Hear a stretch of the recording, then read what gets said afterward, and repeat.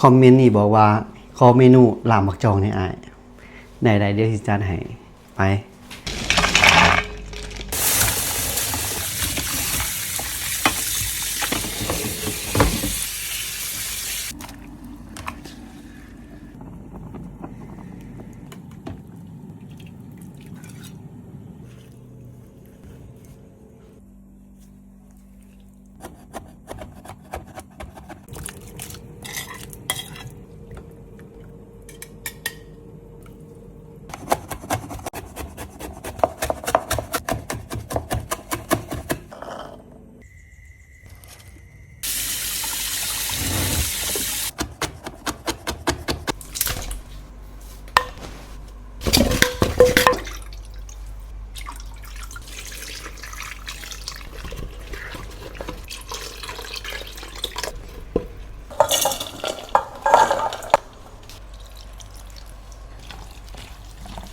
นี่ทุกคนลาบมักจองมาลองกินมึง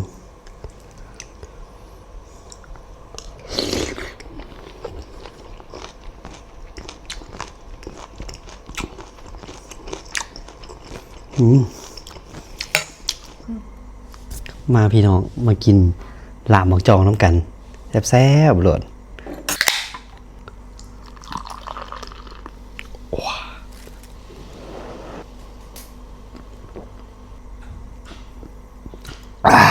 นี่พี่น้องลาบมักจอง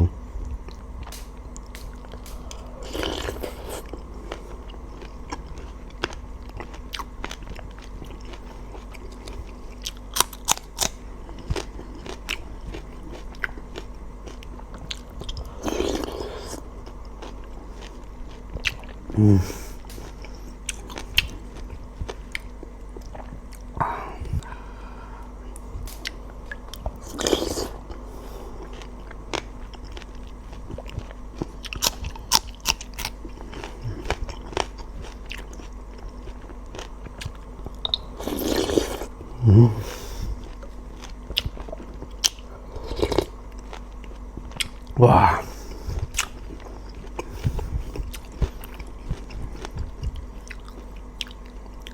คำใหญ่ๆ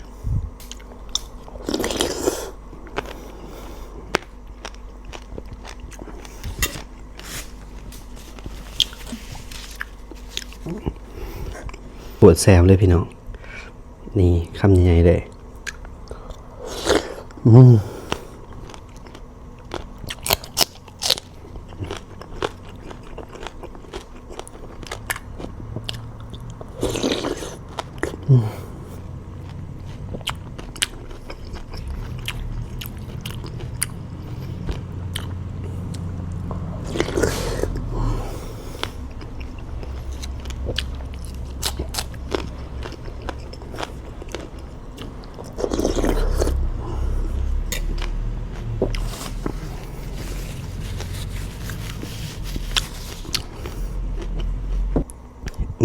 มากินลาบมักจองกัน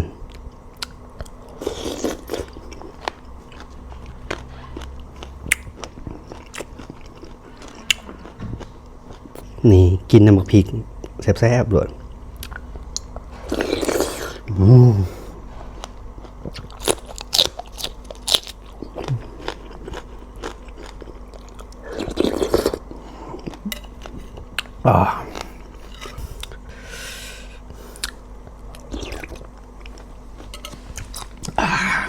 เผ็ดนี่ทุกคนผู้ใดมีปัญหาเป็นซิวอักเสบซิวน้องซิวตันเนาะเอาตัวนี้ไปใส่เด้อผู้ใดอย่างหนาใส่ๆแบบนี้เลยลองเอาไปใส่เบิ่งเด้อ